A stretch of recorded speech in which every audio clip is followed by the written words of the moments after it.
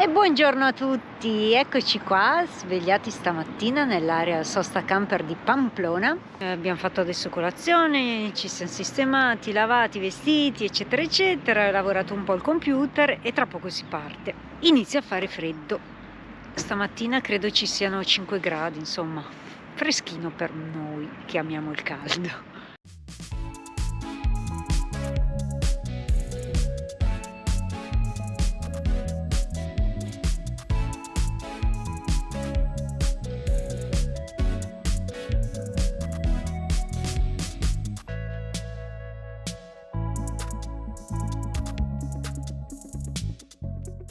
Eccoci qua, pronti per una nuova avventura.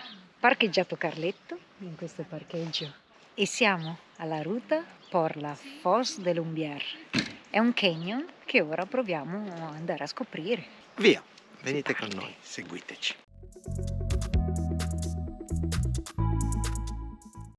E come sempre, Mauretto, lo faccio camminare. Poi c'è chi dice, ma camminate troppo. No. Deve camminare questo, ne ha bisogno, deve smaltire tutto quello che accumula. Quindi camminiamo.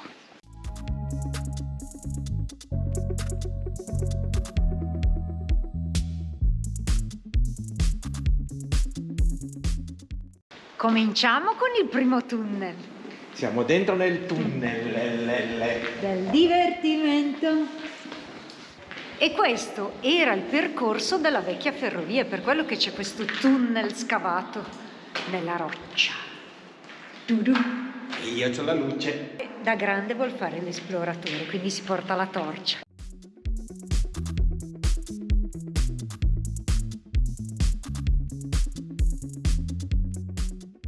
Che acqua, che bella! Qui d'estate si fa il bagnetto nel laghetto. Sì, d'estate sicuramente è molto bello. Ed ecco la piccola esploratrice lombarda Che va alla scoperta della Foz de l'Umbier. sembra Gorropu. Adesso che così sei contento che siamo tornati a Gorropu. Ecco, adesso qua c'è una bella visione del Rio. Los buitres, habitantes salados.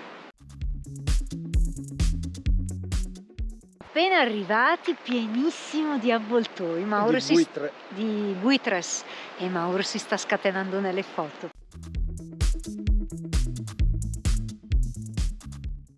C'era un'intera famiglia di buitre e uno ci è volato sopra. Lo dovrei essere riuscito a prenderlo con la macchina fotografica, qualcosa, vediamo. È proprio una gola stretta che poi un po' si allarga e là in fondo si stringe di nuovo, dove scorre questo fiume dall'acqua verdissima che sicuramente in estate è pieno di gente che si fa il bagno. Noi ci facciamo solo la passeggiatina.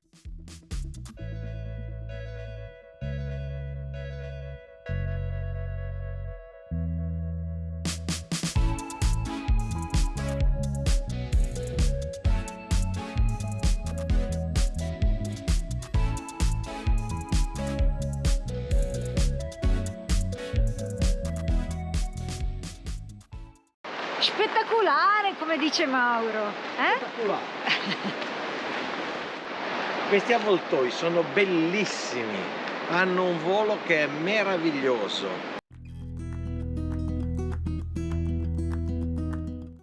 Sei, 6, 7, si ritrovano tutti qui, siamo noi le prede. ci stanno scrutando, Mau. Io inizio a spaventarmi, inizialmente erano 3. Ne è arrivato un quarto, un quinto, un sesto, adesso ce ne saranno qua sopra di noi una quindicina. Mi sa che siamo davvero noi le prede, Mauro. Sono proprio sopra di noi. Guardate se si vedono.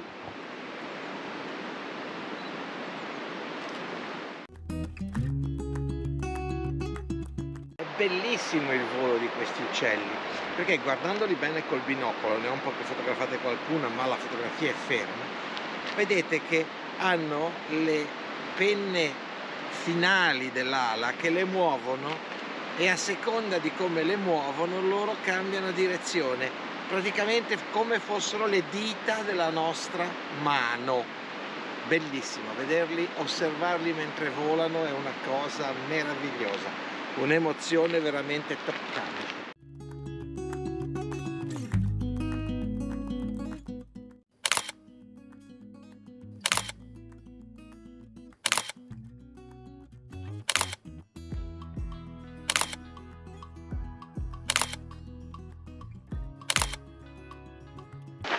E rientriamo nel tunnel. Divertimento.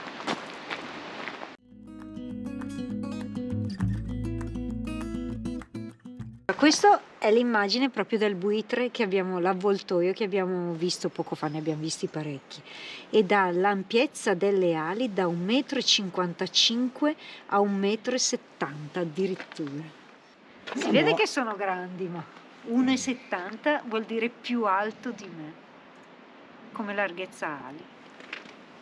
Quindi una passeggiata poco meno di 3 km, molto semplice, tutta in piano, in quanto qui era presente la ferrovia che ora non c'è più, c'era persino un signore in carrozzella, quindi è completamente piatta. Andiamo a vedere invece quello che è il Ponte del Diablo, che è alla fine della gola, che pare sia stato costruito nel 1812, alla fine della guerra di indipendenza spagnola. L'arco era un passaggio per i pellegrini che andavano a Santiago e in più pare sia 15 metri sopra il livello del fiume. Santiago c'è sempre, Oh, il fiume qua si allarga tantissimo. Acqua verde smeraldo. Spettacolare, qua è un lago proprio. Qui si è formata una diga con tutta la vegetazione, tutti i tronchi che si vede in qualche inondazione, si sono accumulati proprio dietro il ponte. Servono i castori. Sì. Questo era il Ponte del Diablo. Purtroppo è crollato. Probabile anche a causa di una piena, perché qua in questo punto dove si restringe molto può fare anche effetto Venturi. Un'eventuale piena qui può creare un'onda che arriva anche a 7, 8, 10 metri. Se in Italia si dice che tutte le strade portano a Roma, in Spagna c'è una derivazione diversa. Tutte le strade portano a Santiago, perché qui ci sono sentieri per Santiago ovunque, passaggi per Santiago ovunque. Qualunque città della Spagna c'è il simbolo della conchiglia e quindi del sentiero che porta alla famigerata cattedrale.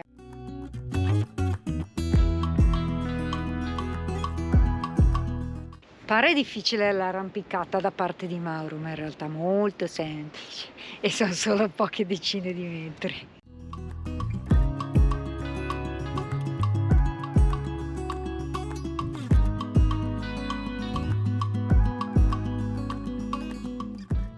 Ci sono le rondini qui sopra che sono volate già 2 volte e lassù ci sono sempre i buitre.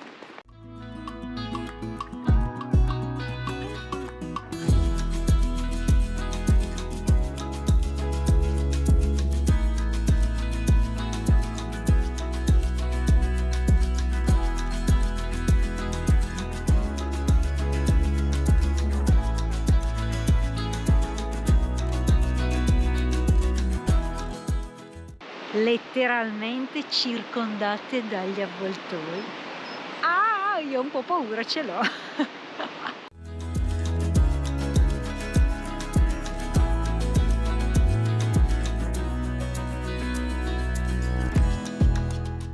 Qui siamo nella configurazione idrografica dell'Ebro. Vi ricordate quando vi abbiamo fatto vedere il delta dell'Ebro ormai 3 mesi fa? Tanta dell'acqua che arriva sul delta dell'Ebro parte anche da qua, perché questi qua sono degli affluenti che poi portano l'acqua sull'Ebro e quindi in Mediterraneo. Abbiamo più vicino l'Atlantico, ma per una configurazione idrografica l'acqua di qua va in Mediterraneo. Rientrati da Carletto, ci abbiamo messo 1 ora e mezza, comprese le varie soste, foto ed altro, e 6,5 km di percorso, tutto completamente in piano su strada sterrata ma molto molto facile. davvero, davvero carino. Se capita di essere in queste zone vale la pena visitarlo, soprattutto per questi avvoltoi che anche qui svolazzano continuamente sopra le nostre teste.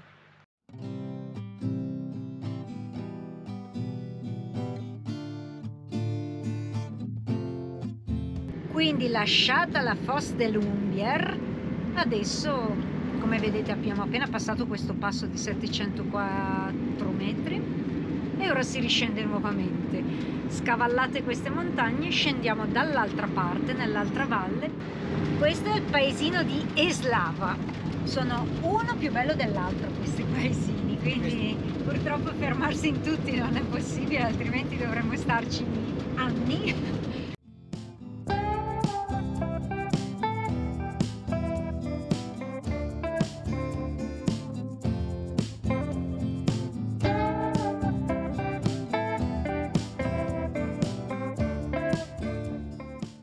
Ora andiamo a vederci un paesino di nome Olite. Questa zona è piena di paesini in pietra giallognola.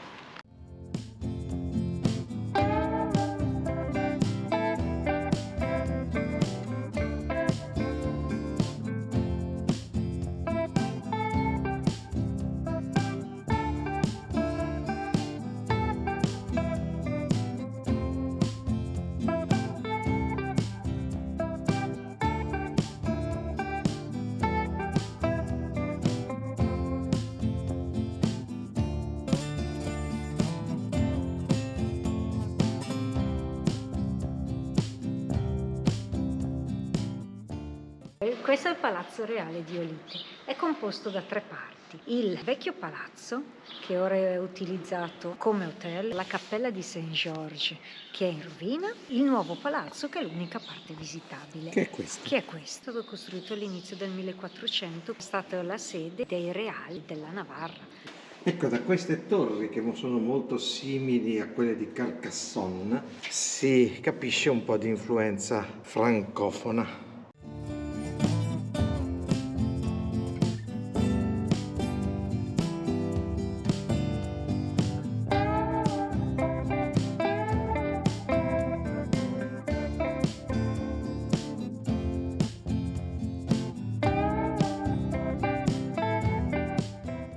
Un labirinto questo castello, c'è da perdersi. Siamo soli, ma ho già perso Mauro 2 volte.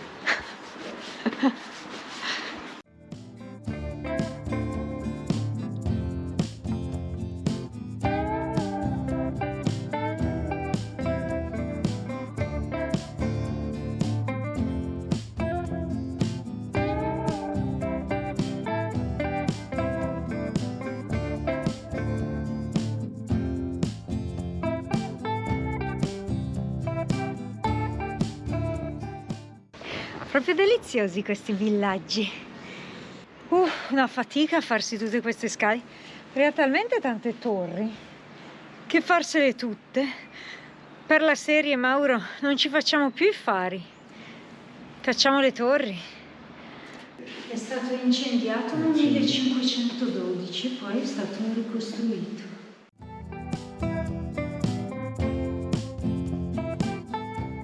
Eccoci arrivati alla torre più alta del castello.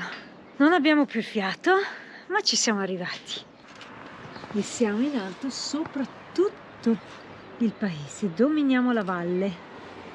Questa di fronte è l'Iglesia di Santa Maria, questa qui sotto. E invece l'altro qui a destra è la parte del vecchio palazzo, che ora è diventato un hotel 4 stelle abbastanza lussuoso, insomma.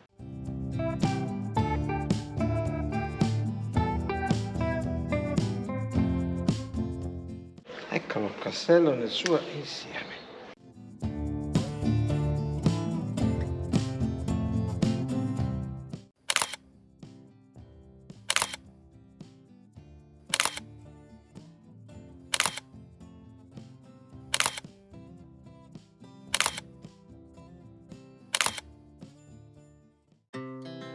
Our hearts beat to the city streets. We began to feel the fire. We rise like tall buildings. chemicals that take us higher. The night's young and it's just begun as she puts her hand in mine. We wanna chase the night, wanna dance to the light, pull stars from the sky, just two hearts running wild. Never sleep, never stop. Guardate un po' dove è parcheggiato Carletto oggi, insieme a tanti altri camper, al Parque Natural de Bardenas Real. Siamo in località Arguedas, c'è questo parcheggio gratuito per camper all'ingresso di questo parco che vedremo domani con più calma. Adesso ci facciamo due passi perché qui in queste conformazioni rocciose ci sono delle vecchie abitazioni, un po' come a Palmarola che ci sono le case scavate nella roccia. Ora andiamo a vederle. Andiamo a visitare queste grotte che dicono che siano state abitate dai locali fino al 1960, anche perché sono grotte scavate nella roccia che rimanevano fresche in estate e mite la temperatura in inverno. Adesso ve le mostriamo. Venite a scoprirne con me una. Guardate. Eccole.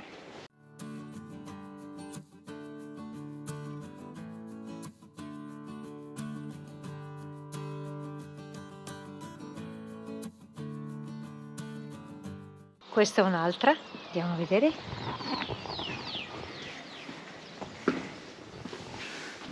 Qui abbiamo la cucina con il camino. Con la K.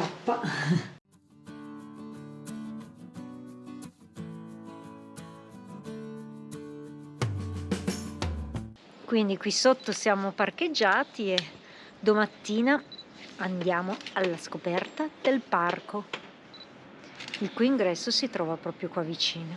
Quindi domani mattina decidiamo se è il caso di andare col camper, perché pare che ci sia una strada sterrata ma fattibile da fare in camper, oppure andare direttamente in bici.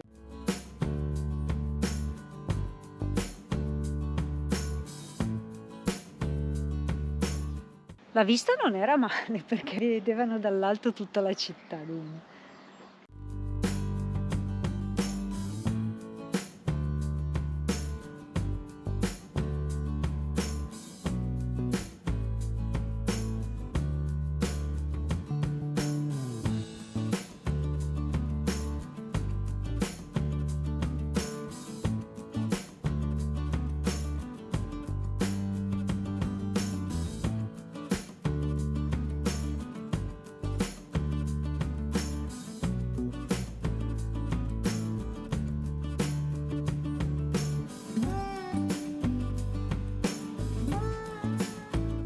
Un posto davvero strano.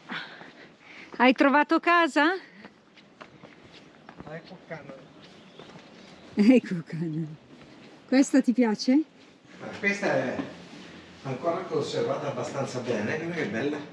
Lì ci spiega che avevano una civiltà agraria che molto spesso viveva assieme ai propri animali. C'è ancora la vecchia cucina economica, Mauro, Murata. con le piastrelline colorate. Qualcuno era riuscito a farci arrivare anche dell'acqua. C'è qui un lavandino. Le ultime stanze direttamente sulla roccia.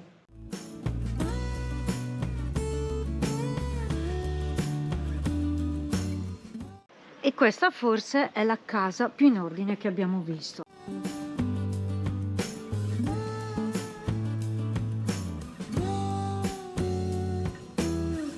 Fino al 1960 c'erano delle famiglie che abitavano in queste grotte. Incredibile. Da quello che abbiamo letto, queste popolazioni vivevano principalmente di agricoltura e pastorizia. Stranissimo questo posto. Sembra di essere nel Far West.